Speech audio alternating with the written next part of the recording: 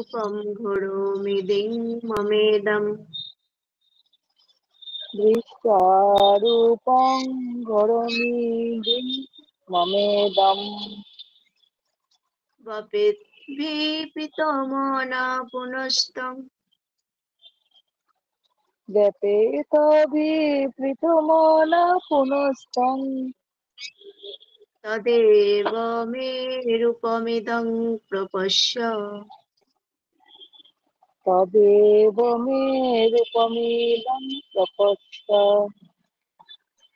মা তে ব্যথা মা চ বিমূঢ়া ভাব মাতে ব্যথা মত বিমূঢ় ভাব দৃষ্টারূপম ঘোরমি দিং মমেদম দৃষ্টারূপং ঘরোমি মমেদম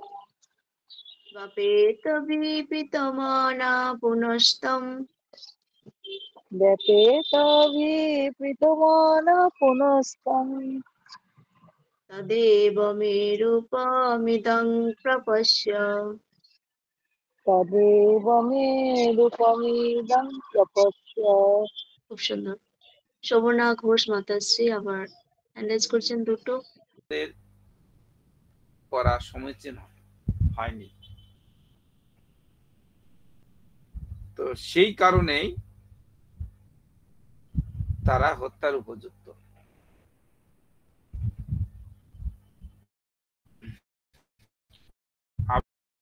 আবার তা অর্জুনকেও দেখানো হয়েছে, কারণ ভক্তরা সর্বদা শান্তিপ্রিয় হয়ে থাকে, ভক্তরা সর্বদা শান্তিপ্রিয় হয়ে থাকে এবং এমন জঘন্য কাজ কখনোই করেন না। তো কেন ভক্তগণ বিশ্বরূপের প্রতি আকৃষ্ট হন না? আকৃষ্ট না হওয়ার কারণটা কি?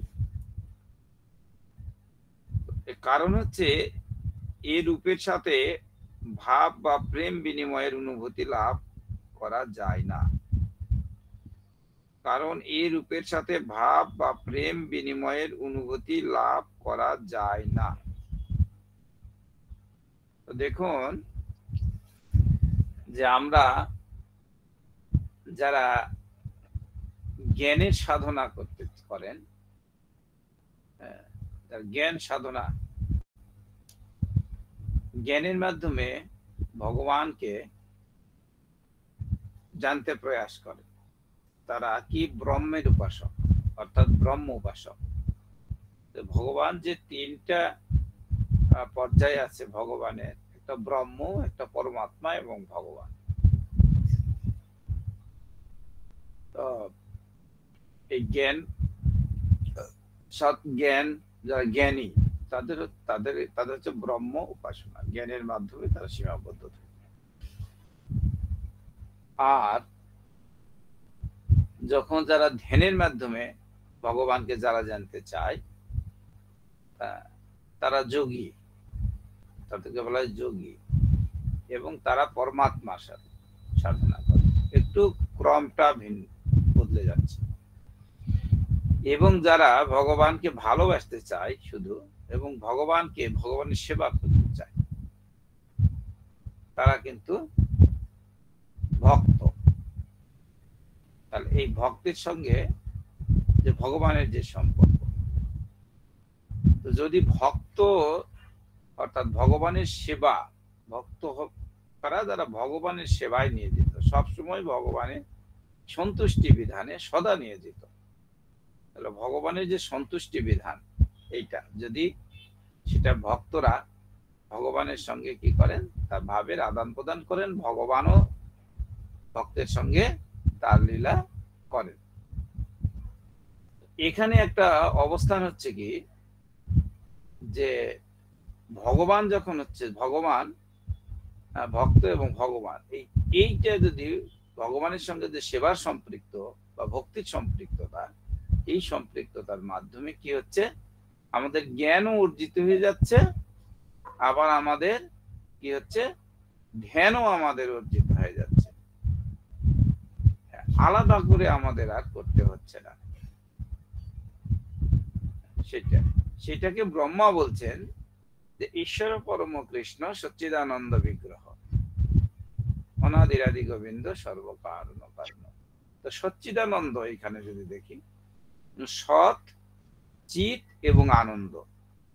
সৎ হচ্ছে নিত্য, চিত হচ্ছে জ্ঞানময়, আর আনন্দ তো আনন্দময়।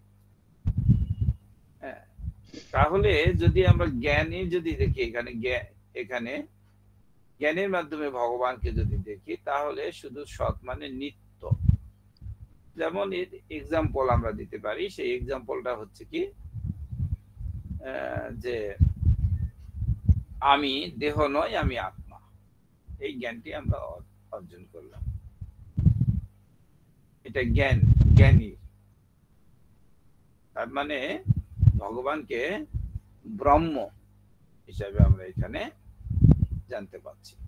আবার নেক্সট টাইম যখন আমি দেহ নয় আত্মা, তাহলে তার আমাদের সঙ্গে তাহলে আত্মার উপরে আছেন কে? পরমাত্মা। এই পরমাত্মা যখন জ্ঞানটা হচ্ছে, পরমাত্মা যখন হচ্ছে, যখন এটা ধ্যানের মাধ্যমে যখন জানতে পারছে যোগীরা, হ্যাঁ, তখন এটা আরো কি হয়ে যাচ্ছে, এইটাতে আর একটু স্তরটা পরিবর্তন হচ্ছে। আর যখন সচ্চিত আনন্দ এবং আনন্দ যখন হচ্ছে, হ্যাঁ, চিত পর আনন্দ, তাহলে নিত্য জ্ঞানময় আনন্দ। তো আনন্দ যখন হচ্ছে, তখন কিন্তু নিত্য এবং জ্ঞান দুটোই এসে যুক্ত হয়ে যাচ্ছে। আর আনন্দ, এইটা সচ্চিদানন্দ, তাহলে ভগবান। তো এইখানে আমরা দেখতে পাচ্ছি যে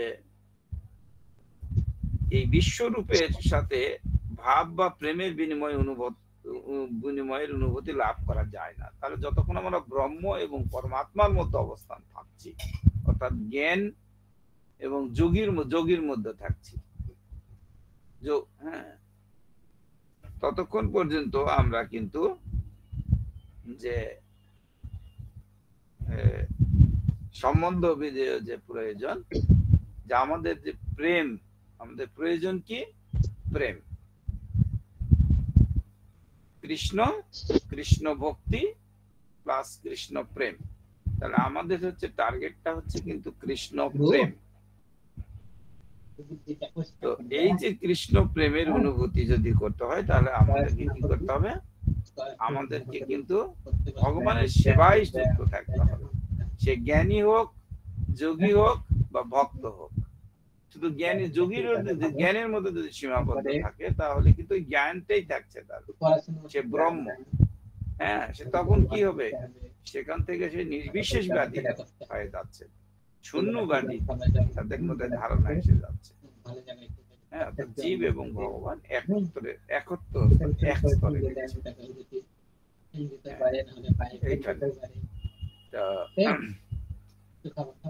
এইভাবে ভগবানের সঙ্গে ভক্তের যে একটা টার্গেট, ভগবান এবং ভক্ত, এটা হচ্ছে কি লক্ষ্যটা আমাদের গোল হচ্ছে কৃষ্ণ প্রেম লাভ করা।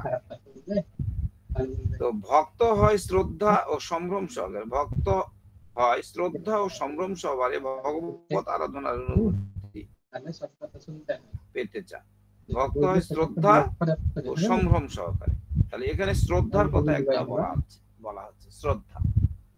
শ্রদ্ধাটা আমাদের কিরকম? শ্রদ্ধা শব্দে ভক্তি কহে সুদৃঢ় নিষ্ঠা, বিশ্বাস। শ্রদ্ধা শব্দে বিশ্বাস, সুদৃঢ় নিষ্ঠা। কৃষ্ণে ভক্তি করলে সর্বকর্মকৃত হয়। যেমন আমরা শ্রীমদ ভগবত গীতায় 18 অধ্যায় 66 নম্বর শ্লোকে পেলাম, সর্বধর্মান পরিত্যাজ্য মাম একম শরণম ব্রজ অহম ত্বং সর্বপাপেভ্যো মোক্ষয়িষ্যামি মা শুচ। হ্যাঁ, বলছে, তাই বলছে সর্বধর্মই কৃত হয়।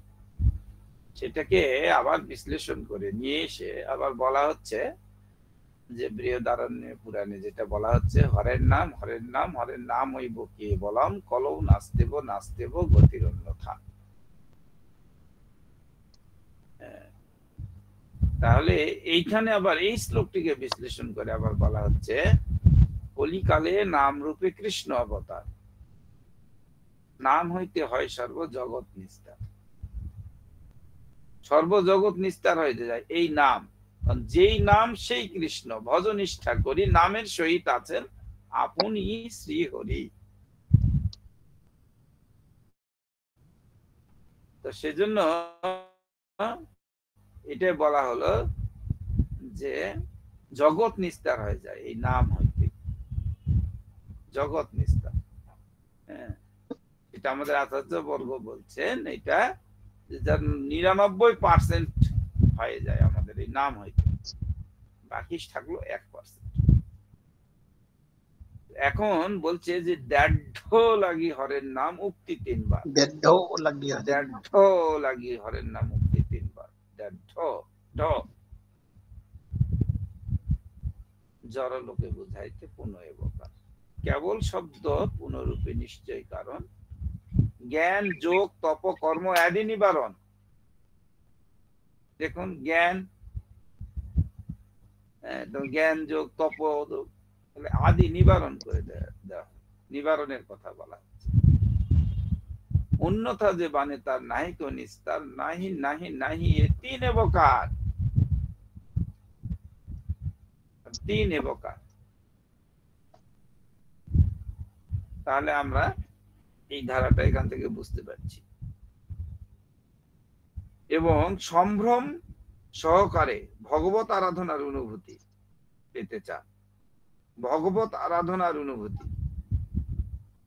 হ্যাঁ, আর এই যে ভগবত আরাধনার যে একটা অনুভূতি, এইটা অনুভূতি, এটা আমাদেরকে বুঝতে হবে। কিন্তু দেখুন যারা ভক্তিতে যুক্ত করে হননি,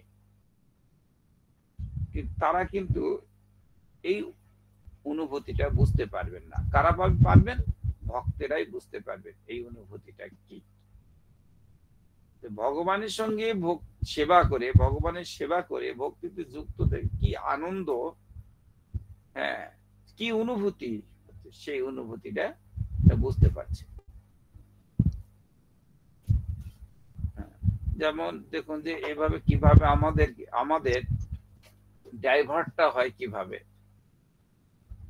যদি আমরা ভগবানকে দেখুন, একটু ভগবানকে দেখুন সচন্দন, তাই না, ভগবানকে তুলসী পত্র যখন আমরা চরণে অর্পণ করছি, চরণের স্পর্শ আমরা পাচ্ছি,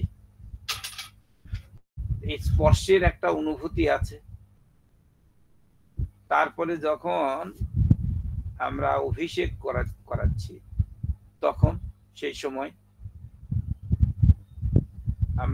আমরা ভগবানের পাচ্ছি। অর্থাৎ যখন অর্চন গুলো আমরা করছি, সাজানো যখন সেটা করা হচ্ছে, অর্চন সাজানো হচ্ছে, তখন আমাদের সেই অনুযায়ী ভগবানের একটা স্পর্শ অনুভূতি আমরা পাচ্ছি। তখন কি হচ্ছে যে আমাদের ভগবানের সাথে একটা সংযোগ তৈরি হয়ে যাচ্ছে। হ্যাঁ, দেখুন বাস্তবতাটা কি, যে একটা জমির, 1 খণ্ড জমির মালিক, সেখানে একটা ফসল লাগিয়েছে, যে কোনো একটা সবজি হোক বা যে কোনো একটা ফসল লাগিয়েছে। তো তিনি যদি ওই সবজি ক্ষেতটাতে বা ওই ফসলের ক্ষেতে তিনি যদি নিয়মিত যাতায়াত করেন, তার পাশ দিয়ে যদি তিনি চলে যান, তাহলে তিনি সেই ক্ষেতে যে ফসলগুলি আছে তাদের দুঃখ কষ্ট বুঝতে পারেন এবং ফসলের ভাব বিনিময় করেন, এবং সেই ভালো ফলন এখানে উৎপাদন হয়। এটা অনুভূতির ব্যাপার আমাদের। তো আমাকে যদি কেউ বলে যে এক্ষুনি ভগবানকে দেখাও, ভগবানকে দেখাও, তাই না, সরাসরি দেখাও, এইরকম আমি দেখতে চাই, তাহলে কি তার সেই দৃষ্টি আছে যে দেখতে চাচ্ছে, সেই দৃষ্টি কি শক্তি অর্জন করেছে? সেই দৃষ্টি শক্তি যদি অর্জন না হয়, সেই দিব্য দৃষ্টিটা যদি না আসে, তাহলে কি তার দর্শন হবে? আর সেই দিব্য দৃষ্টিটা কিভাবে আসবে? সেই দিব্য দৃষ্টিটা আসবে কিভাবে? ভগবানের কৃপা লাগবে, এবং ভগবানের কৃপা পেতে হলে কিছু করতে হবে। মানে যোগ্যতা অর্জন করতে হবে। শুধু কৃপা করুন বললে হবে না, সেই যোগ্যতাটা অর্জন করতে হবে। অর্জুন সেই যোগ্যতাটা অর্জন করেছে, সেই মাত্র অর্জুনই বিশ্বরূপ দেখার যোগ্য, যোগ্য। সেই জন্য বিশ্বরূপটা দেখছে। আর এই বিশ্বরূপটা প্রদর্শন যখন হচ্ছে, যখন দেখছেন, তখন তার মধ্যে ভয়ঙ্কর বিষয়, অদ্ভুত, যে ভগবানে বলা আছে, আছে না, শান্ত, দাস্য, সখ্য, বাৎসল্য, মাধুর্য, তারপরে অদ্ভুত, ভয়ানক, এইগুলি ভগবানের সেই ভয়ঙ্কর ভয়ঙ্কর ইয়েগুলো দেখা যাচ্ছে। একটা দাঁতের ফাঁসে যদি এসে লেগে থাকে এত বড় বড় যোদ্ধা, রথী মহারথীরা, সেই জিনিসগুলো কিরূপ হবে আমরা যদি একটা অনুমান করি, তাহলেই আমাদের সেটা আমরা বুঝতে পারবো যে কিরূপ সেইটা একটা দৃশ্য, যে তার মধ্যে সম্পূর্ণ, শুধু না এই না, সম্পূর্ণ দেব দেবী, যক্ষ রক্ষ যত আছে তার, সেই মধ্যে তার মধ্যে দেখা যাচ্ছে সেইখানে। তো পরমেশ্বর ভগবানের যে দ্বিভুজ রূপের সেবায় ভক্তগণ কেন বিশ্বরূপের প্রতি আকৃষ্ট হন না? কারণ পরমেশ্বর ভগবানের দ্বিভুজ রূপের সেবায় শ্যাম সুন্দর মূরতি আর দ্বিভুজ রূপের সেবায় যুক্ত হয়ে প্রীতি বিনিময় করতে চান।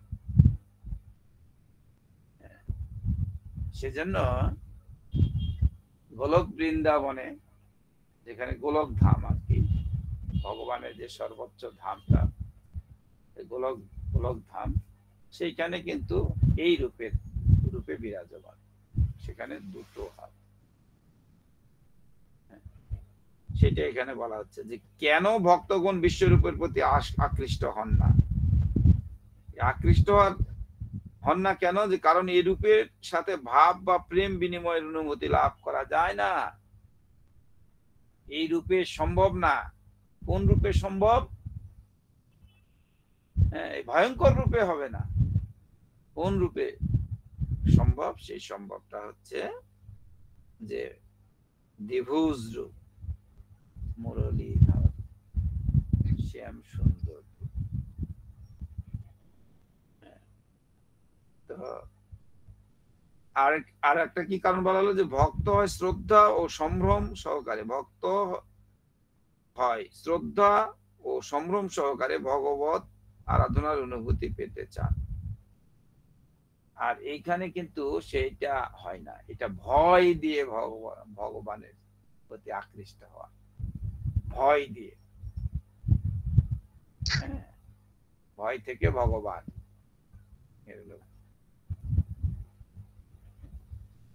তো পরমেশ্বর ভগবানের দ্বিভুজ রূপের সেবায় নিযুক্ত হয়ে প্রীতি বিনিময় করতে চান। তাহলে এই বিশ্বরূপটা দর্শনের একটা, এখানে আমরা দেখতে পাচ্ছি যে যারা ভয়ে ভীত হয়ে যায়, তারা ভয়ে হলেও ভগবান শ্রীকৃষ্ণেরই শরণাপন্ন হবে, এবং হতেই হবে সেইটা। যে যতই বলুক না কেন, আজ নয় কাল, কাল নয় পরশু, পরশু নয় তরশু, উপায় নেই, সেটা ভগবানের শরণাপন্ন হতেই হবে, কোনো উপায় নেই।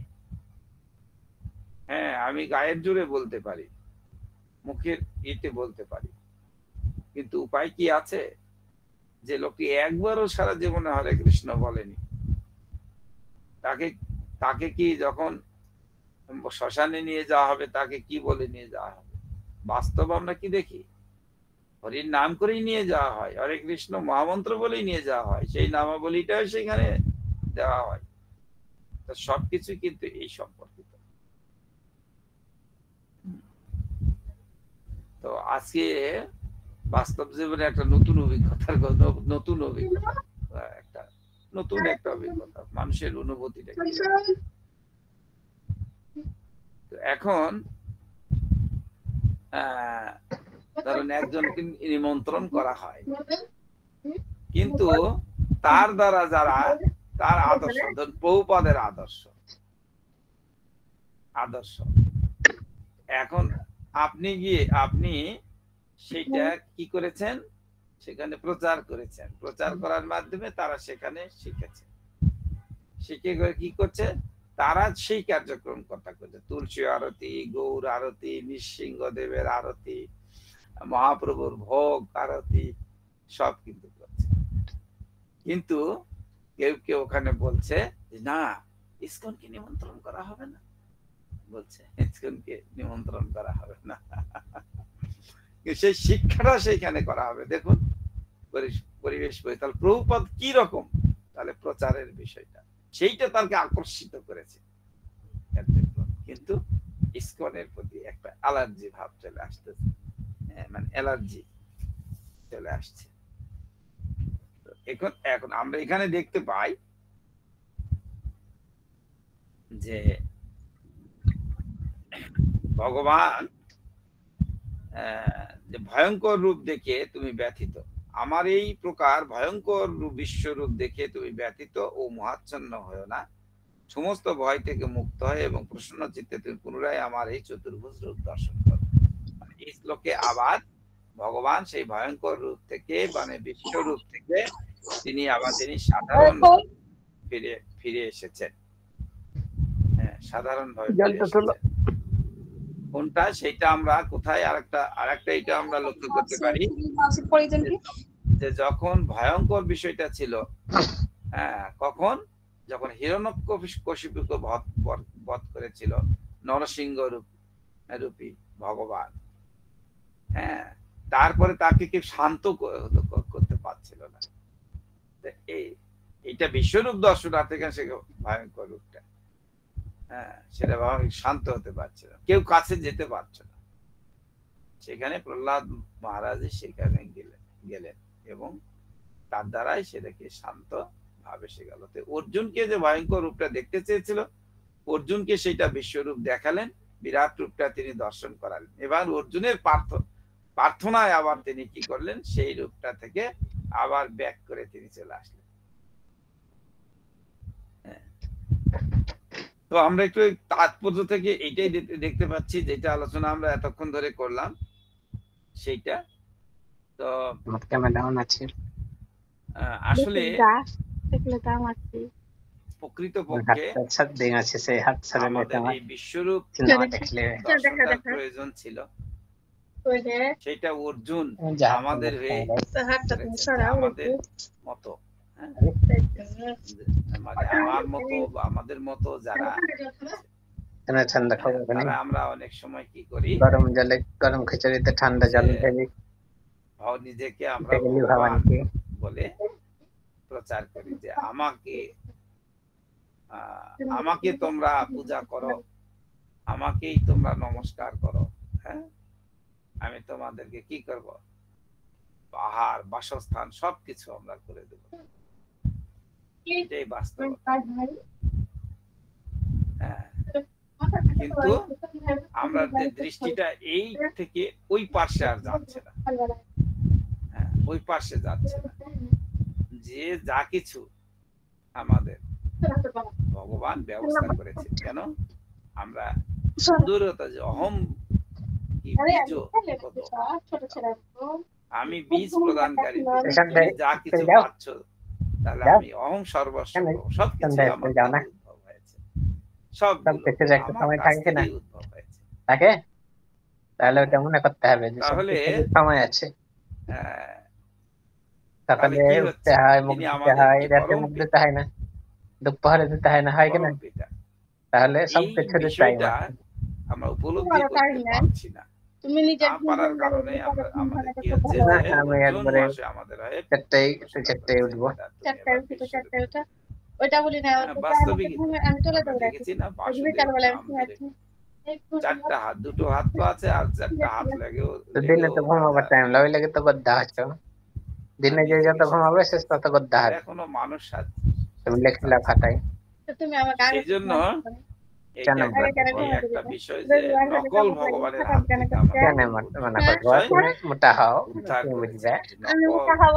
যারা ভগবান সাজবে আমার লজ্জা কেন থাকবে, তারা তাদের কাছ থেকে আমরা এটা উদ্ধার পেয়ে যাই। তো আরো যে কারণগুলো আমরা আছে গত শ্লোকে আমরা সুন্দরভাবে আমরা সেই দুপুরে শুতে হয় কিন্তু ওই ঘুমাতে দেখেছি, বুঝলা? শুয়া ঘুম আলাদা, বুঝলা কিনা? আমরা যাই করি না কেন, আমরা যতই ভক্তি আর ঘুমার মধ্যে কি পার্থক্য বলো? করি আর করি, মূল কারণটা হচ্ছে কি আমাদের ভয় থেকে জয়। কি জয়? মৃত্যুকে জয়, যে আমরা মরবো এইরকম জয়। কিরকম? তাহলে বিষয়টা হলো এখন বলছে, এখন এখানে তো খুব অস্থিরতা আছে, আমাদের এখানে খুব অস্থিরতা আছে। এখন কিছু কিছু যারা আছে তাদেরকে এখন লিস্ট হচ্ছে, তাদেরকে এখন ধরুন যে নিয়ে যে আমাদের জড় সদৃশ রূপ যে জড় আবার জগতে যে কারাগার আছে সেইখানে দিয়ে যাওয়া হচ্ছে। এখন বলছে যে 100 এই নিয়ে গোল মিটিং হচ্ছে, পাশ দিয়ে হেঁটে যাচ্ছে, তা বলছে যে এই যে প্রভুদের কোনো চিন্তা নাই, এই প্রভুরা তো সেইখানে যদি প্রভু করে নিয়ে যায় তাহলে তো কোনো চিন্তা নাই। কেন চিন্তা নাই? বলছে যে না, প্রভুরা তো জপ করবে, প্রভুরা ভগবান নাম করতে ওখানে দিব্য সময় কেটে চলে যাবে। আমরা তো সেটা করি না, আমরা আমাদের সময়টা কাটবে কি করে এখানে? আমাদের জন্য খুবই সমস্যা সেইখানে। তো বাস্তবিক পক্ষে আমার এক ফ্রেন্ড যখন গিয়েছিল দেবোত্তর মামলা যখন গিয়েছিল, সেখানে গিয়ে সে আমাদের সঙ্গে সংগত করতো, মৃদঙ্গ একটু কীর্তন করতে পারতো। তো সেইখানে ব্যবস্থা আছে গীতা পাঠ, সেইখানে ব্যবস্থা আছে হরিনাম করার ব্যবস্থা আছে। বলছিল যে আমাকে খুব সম্মান করতো, সেইখানে সম্মান পেয়েছি সেইখানে, যদিও সে ভক্তিতে ওইভাবে যুক্ত না, শ্রদ্ধাবান। ধন্যবাদ। আজকে হয়তো সময়টা কত আমি দেখিনি। ভালো লাগছিল প্রভু, মন দিয়ে শুনছিলাম, খুব ভালো লাগছিল। আর শুনতে শুনতে মানে মনের মধ্যে প্রশ্ন এসে যায়, তাই না করে পারি না, ক্ষমা করবেন প্রভু। হ্যাঁ, এই যে তাৎপর্য পড়ে জানতে পারলাম, আপনিও বললেন যে ভীষ্ম, দ্রোণ এরা অনৈতিক কাজ করেছে, কারণ দ্রৌপদী যখন বস্ত্রহরণ হচ্ছিল তারা কোন রকম বাধা দেয়নি। তার জন্য ভগবান বলেন অর্জুনের কোনো চিন্তা নাই, তারা মানে হত্যার যোগ্য, তাদেরকে বধ করলে তোমার পাপ হবে না ইত্যাদি। তো সেখানে অনৈতিক কাজ, তো ভগবানের ভক্ত পাণ্ডবরা তারাও তো চুপচাপ সেখানে বসেছিল, মানে ভীমের মতো যোদ্ধা, ধার্মিক বলে এরা সমস্ত কিছু উপস্থিত, অর্জুন ছিল, হ্যাঁ, যুধিষ্ঠির ছিলেন, হ্যাঁ, তা তারাও তো কোনো রকম প্রতিবাদ করলেন না। তাহলে এখানে তারাও তো অনৈতিক কাজটা করলেন। হ্যাঁ, এইটা কেন হলো প্রভু, যদি একটুখানি বলেন। এটা 1 নম্বর প্রশ্ন। আর 2 নম্বর প্রশ্ন হচ্ছে কি আমার, যে মানে অর্জুন আমরা জেনেছি যে মানে ভগবানের সখা, বন্ধু, তাকে তিনি কৃষ্ণ, যাদব ইত্যাদি বলে নানা রকম বলেছেন, বলে পরে যখন জানতে পারলেন যে কৃষ্ণই হচ্ছে পরমেশ্বর ভগবান, হ্যাঁ, তখন তিনি ক্ষমা প্রার্থনা করলেন যে আমি এই সমস্ত করে তোমাকে বন্ধু ভেবে আমি ভুল বুঝেছি, হ্যাঁ, তুমি আমাকে ক্ষমা করো। এবং ভগবানের ভগবত্তা প্রমাণ করার জন্য তিনি আমাদের জন্য তিনি বিশ্বরূপ দর্শন করতে চাইলেন। হ্যাঁ, তাতে মানে তিনি তো ভীত হলেন, আবার মহাচ্ছন্ন হলেন। এখানে এই শ্লোকে বলা হলো তুমি প্রসন্ন হও, তোমার ভয় পাওয়ার কোনো কারণ নেই, আমি তোমার ইচ্ছা মতো চতুর্ভুজ রূপও দর্শন করাচ্ছি। তারপরে আবার মানে পরবর্তীতে আবার মানে তিনি দ্বিভুজ শ্যাম সুন্দর রূপও দর্শন করলেন। তা আমার এখানে প্রশ্ন হলো এর মধ্যে যে অর্জুন, আমরা সখা বলেই, ভগবানের সখা বন্ধু বলেই তিনি পরিচিত বেশি। তা এখানে দেখা যাচ্ছে যে দাস্য ভাব তার মধ্যে প্রবল।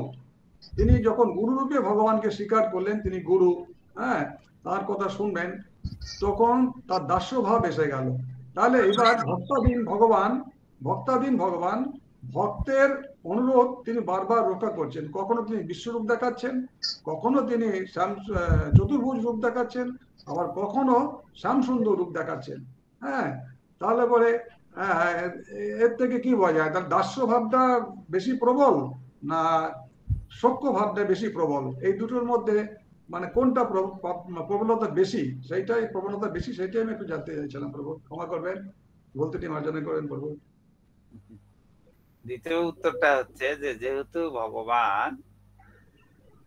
ভগবান শ্রীকৃষ্ণের সখা অর্জুন, তাহলে সখ্য ভাবটা কতক্ষণ ছিল? গীতার দ্বিতীয় অধ্যায় 7 নম্বর শ্লোকের পূর্ব পর্যন্ত সখ্য ভাবটা ছিল। এই সখ্য ভাবের পরেই এবারে কি হয়ে গেলেন? ভগবানের কার্পণ্য দোষ উপহত স্বভাব ইচ্ছামি ত্বাম ধর্ম সংমুরচেতা। হ্যাঁ, তখন আমি আর সখা নয়, আমি তোমার শিষ্য, তুমি আমার গুরুদেব। এখন আমার যা কিছু ভালো হয় সেইটাই তুমি বলো। এখন যা কিছু ভালো হয় বলতে যে অর্জুনের যে 5টি বিষয় এসে দাঁড়িয়ে গিয়েছিল, হ্যাঁ, যে করুণার উদয় হয়েছিল তার মধ্যে, অর্জুনের মধ্যে করুণা এসে গেছিল, পাপের ভয় এসে গেছিল, কুলধর্ম নষ্ট হবে সেই ভয় এসে গেছিল, উপভোগ করা, রাজ্য উপভোগ করতে এগুলো এসে গিয়েছিল। কিন্তু শেষটা কি ছিল? শেষটা ছিল সংশয়, মানে সিদ্ধান্তহীনতা। এখন এই সিদ্ধান্তহীনতায় তিনি ভুগেছেন। সর্বশাস্ত্র, তিনি অনেক শাস্ত্রের রেফারেন্স দিয়েছেন, এই পিণ্ডদায়ী হয়, ওই হয়, সে হয়, এ হয়। কিন্তু তিনি এবার বলছেন যে আমি কৃপণতা বশত জীবনের মূল উদ্দেশ্য, মানে কৃপণটা হচ্ছে সঠিক সদ্ব্যবহার না করা। মানব জন্ম যে দুর্লভ, এইরকম একটা জন্ম আমরা পেয়েছি, দুর্লভ জন্ম, এইটা পেয়েও তার সদ্ব্যবহার না করা, এটা হচ্ছে কৃপণতা। তাহলে কিন্তু এইখানে তিনি দাস্য ভাব। এখন